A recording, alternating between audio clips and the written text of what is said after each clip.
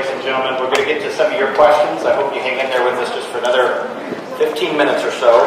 A few folks have arrived that I'd like to recognize. First of all, I failed to recognize at the very beginning of the session a state school board member who is a friend of education reform and not a friend of the Common Core standard, and that is Sarah Fowler. Would you stand for that?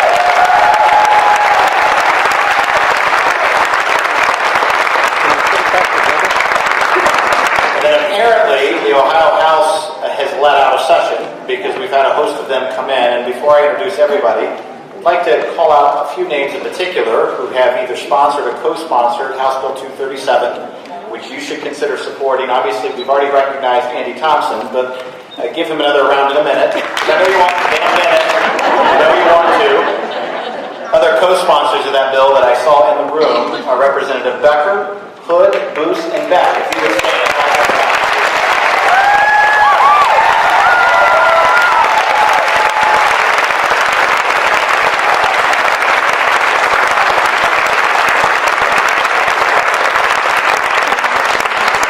I know what it's like to be a member of the General Assembly. Just because someone's not on a bill does not mean you should not give up hope on them. We have other representatives who have taken time out of their busy schedule tonight, or maybe just drinking with lobbyists, I'm not certain which, to be with us here tonight. And I think I recognized Representative Rule, Brenner, Beakey, Butler, Green, Condit, and Hackett. If you all would stand and take a bow, I'd be grateful.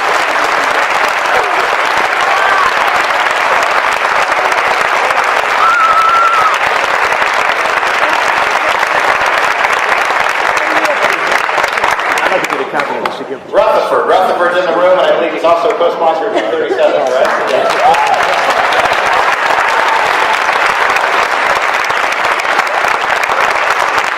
I'd be remiss if I didn't mention the senators who appear to have hung out here the whole night, and so we don't want to forget you all again. Thank you for coming today.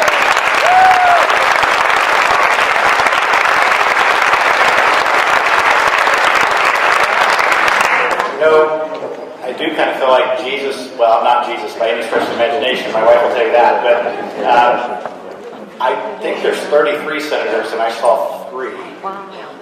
Guys, got a little work to do in the caucus there, it looks like. All right, let's get to some of your questions. There was a host of good questions. Obviously, we're going to ask every single one of them, of all 5 of our panelists, in 15 minutes. Ms. Day-Shumate did her best to try to pull these together into some sort of semblance that would ask questions that would kind of capture the general theme of the night. I believe we're all going to be in the auditorium for a while afterwards, and so certainly please connect with these fine panelists afterwards if your question does not get specifically answered. And I think if it's okay, I'm going to take one of these up front just because it's easy. There was a lot of requests of whether or not this was being videotaped or audio recorded, and the answer is yes. And the answer, it should be available to you on OhioansAgainstCommonCore.com. OhioansAgainstCommonCore.com. If there are those of you who are for Common Core, we encourage you to go to the website anyway. It's very benign. No viruses on it. You can pick up the entire event on the website. There are no viruses on it, right, Heidi? Let's go then to our panelists. And what I'm going to do, I'm going to ask 4 questions. There's obviously 5 of you. I'm trying to tailor these to information. If someone that I don't ask the question to has something very relevant, please add to it. But we want to respect everybody's time tonight. So I'm going to start with the question, and I'm going to point this, I think, to Mr. Gass.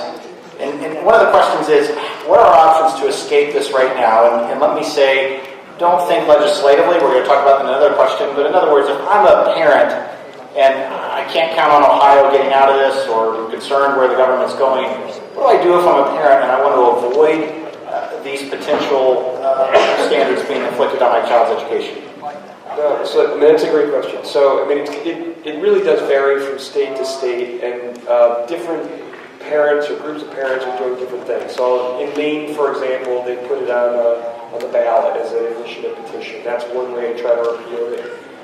In other states, they've tried to, address it through the Board of Education. Other states have tried to force, legislative hearings, etc. But there's not any one strategy that's going to be best applicable for everyone. And I think that, from my point of view, the best thing to do is probably try to reach out to your congressman, because the fact is that I think what needs to happen next is that the Congressional Committee on Education needs to have hearings on this, because at a minimum, there are federal laws that are being violated. Could I just amend them slightly? Non-chartered schools, homeschooling, kind of the off-the-grid, if you will, schooling options. Is that something these parents should consider? Absolutely. I mean, I think you have to think about the short term. If your kid is in the school, what you're going to augment, whether that's Russian math or Kumon or what have you, or whether it's getting a list from Dr. Moore or from Sandy Stotsky on the kind of books that kids should be reading. I would think about augmenting it. My own gut tells me that the first people to sue on this will be the homeschoolers. They just produced that excellent film, and the Homeschool Legal Defense Association is a big driver, and my guess is they'll be the first ones to sue it. I'm not sure if I'm not sure if entirely answered your question, but I think that the troubling thing, and we talked a little bit about at the end of my remarks, was that because so many archdioceses have adopted, there's some that have pulled out, like Wisconsin, and charter schools that have to submit to state tests as well. The goal here from the Common Core advocates' point of view is to try to herd all these different options into one set of standards. So I'm not sure there's an immediate escape, but I think that the best thing that I guess I would recommend is try to figure out ways to augment what's being taught already with things that are of better quality, and then reach out to your congressman, because I really think that the next step is to force this in Congress and to force hearings in this in D.C.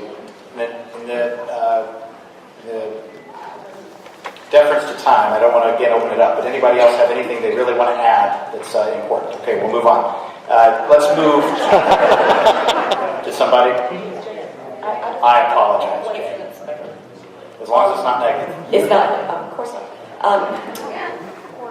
One thing, I think that we need a mind shift here, because what we were told all over the place is, well, SAT is going to be allowed to it, ACT, all this stuff, so you may not like it, but you got to do it. No, we're free-born American citizens. We don't have to do anything. We don't have to follow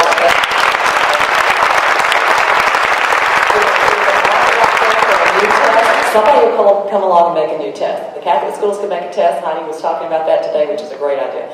There are all kinds of ways. If people refuse to do this, there'll be ways that you can get out of it. But we need to understand that we got to get out of the rut. Jane, just keep the microphone, because the next question is going to be towards you.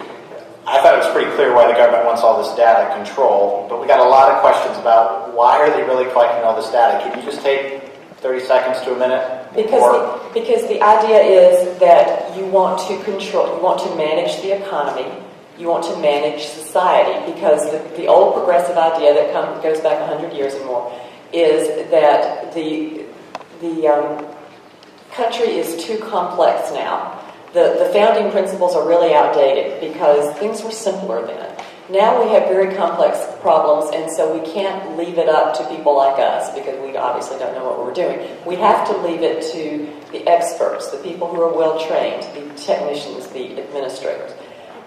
They are going to fix things. They're going to solve the problems. This is an old progressive idea, and now if you're going to carry that forward, the best way to do it is to have the data. You can't make decisions without the data. And so that's why they want to get the data. This is the techno-progressive dream, to know everything that there is to know about every person in society, so you can sort of plug him in where he fits. And you have the crony capitalists, the politically favored companies represented by the political chamber of commerce, who will say, well, we need these workers and we need these workers and all of that. And so they say, okay, well, here we have the data. These are the people who took these courses. These are the people who did this. These are the people who show a lot of grit, tenacity, and perseverance. And that's what you want, isn't it? And it's a workforce development model. So it's all a matter of control. Anyone else? Let's move to a question we got repeatedly, and I'm not certain, frankly, who to throw this to, so I'm just going to throw it to the table and ask you to respect the audience's time. The question is, why did the Catholic schools adopt this?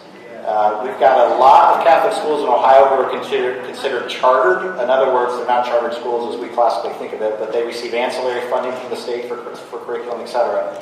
Why have the Catholic schools moved in a direction in support of this? I was thinking originally of you, Mr. Gass, but frankly any of you, because I'm not certain who has the best. So as well as Massachusetts' public system has done over the last 20 years, the few measures that we have in common is that the Catholic system in Massachusetts outperforms the Massachusetts public system.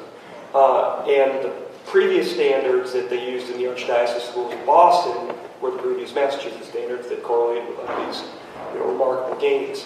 But what happened, and our Catholic schools do not take any state tests as they do in Indiana. But there's two reasons that they did. One of them is this inevitability thing that Jane was talking about. The other thing is that we know that in several different circumstances that the Archdiocese schools across the country are in financially difficult shape. And that the Gates money is a $40 billion foundation has been giving grants to. So that's the short. The short answer is that they see it as in their self-interest because this is where SAT and ACT and the national testing is going. But there's also the sort of fiscally beleaguered shape that they're in, and the fact that the people who fund Common Core have a lot of money. Other comments? Okay. It is not to disrespect the two good doctors in the middle. Fantastic speeches, but please, again, feel free to weigh in. The last question I'm going to direct, though, to Dr. Moore, and that is legislatively. I think Mr. Gass already answered this in some ways, but what's the best route to get out of this? So the crowd has obviously picked up on the fact that Indiana has worked to repeal this. Obviously, we've got a bill in the House and the Senate through Representative Thompson to repeal this. But what's the best path forward? And I'm going to expand this and say, if the federal government continues to just attach carrots of money to the effort and even ties it to Title I funding, how do these folks best engage in removing this from Ohio's curriculum standards? Well, nobody's going to re-engage until the politicians feel the heat. And that means primaries, and that means the general.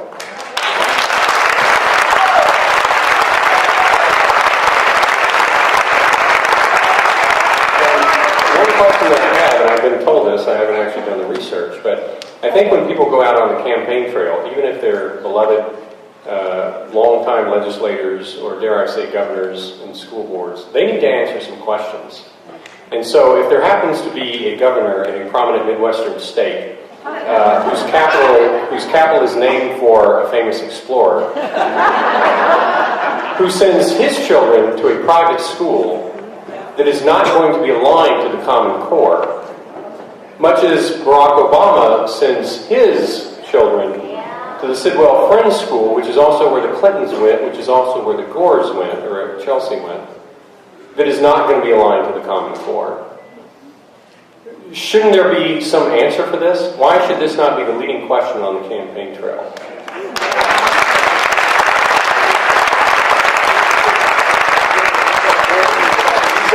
Something nice about Jeb Bush, and I'm going to say something not so nice about Jeb Bush. The fact is that Jeb Bush did some good things in Florida. Florida was a very, very low-performing state, which he brought up to slightly below average. The fact is that this guy knew nothing about academic standards and had no reputation for caring about academic standards in the 2 terms that he was in Florida. And when we've been going to all these different states, it's clear that not only has he gotten Gates money to advocate for this, but he's bending the ears of lots of governors and promising lots of things to people. And so I've heard that Ohio is an important state for presidential elections. I'm not sure if that's true or not. And I think that it's pretty probable that Jeb Bush wants to run for president. So I would just encourage you to make your opinions about this topic known to him. I'm going to say one more thing. Sorry to jump in here again. But when I say press them on the campaign trail, I mean press them with the standards. Because what the legislators have, and these state school board members and people like that, is they have their talking points that they've been fed. And they're comfortable within those talking points. But as soon as you start quizzing them on the standards, they crumble. So if you say, please defend standard RFK-3.A, which says that there are more pronunciations for the consonants that we can even dream of. Tell us how that's a standard that has to be in the school. I would like to know. And what they'll say, of course, I know the predictable answer, well, I'm not an expert in this. Well, 45% of your budget's in education, and you're on the education committee, or whatever. You're telling me you don't know something that I know as a citizen? Let them have to answer those questions. Make them answer those questions, and we'll see what happens in these elections.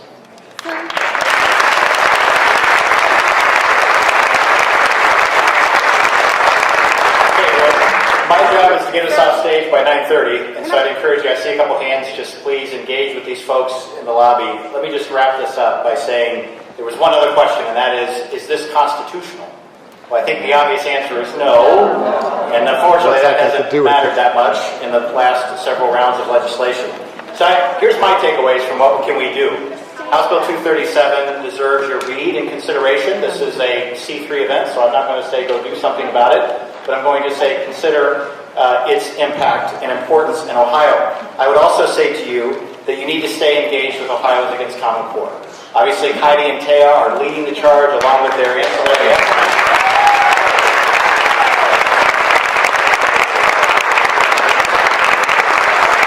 I may, though, say one more thing.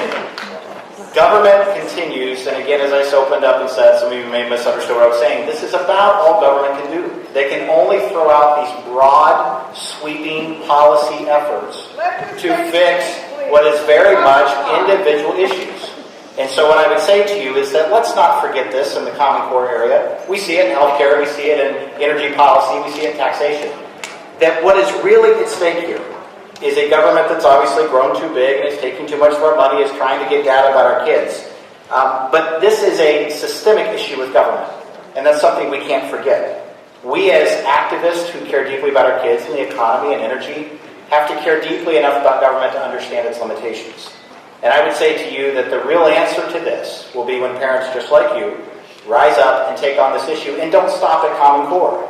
Don't stop when Andy Thompson's bill is passed and enacted and signed because you've done all the right things and put pressure on the governor and done all the right things, God willing. And that we win this fight doesn't stop here. This fight doesn't stop here because until we have parents who are in charge of their kids' education and have the access to your tax dollars to make that happen, we will not see the true market reforms necessary in education.